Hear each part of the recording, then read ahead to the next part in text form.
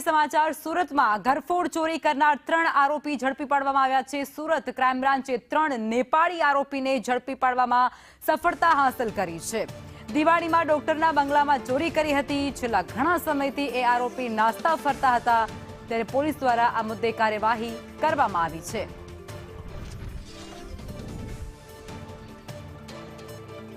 સુરતમાં બંધ બંગલામાં રાત્રે દરમિયાન ઘરફોડ ચોરીને અંજામ આપનાર જે આરોપી હતા તે ઝડપી પાડવામાં આવ્યો છે। સુરત ક્રાઇમ બ્રાન્ચ દ્વારા 3 નેપાળી ઈસમોને ઝડપી પાડ્યા છે। દિવાળી વેકેશન દરમિયાન ડોક્ટરના બંગલામાંથી ચોરીની ઘટનાને અંજામ આપવામાં આવ્યો હતો।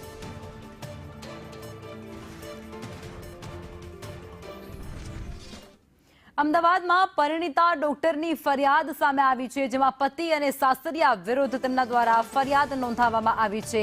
દિયરના સ્પર્મથી આઈવીએફ કરાવવા માટે દબાણ તેમના પર કરવામાં આવતું હોય તે પ્રકારની ફરિયાદ કરવામાં આવી છે। પતિ નોકરીના બહાને થાઈલેન્ડ જતાની સાથે જ હવે તકરાર થઈ છે। પીએસઆઈ સસરા સહિત 4 વિરુદ્ધ ફરિયાદ નોંધી દેવાઈ છે। વેજલપુર પોલીસે ગુનો નોંધ્યો છે અને વધુ તપાસ હાથ ધરી છે।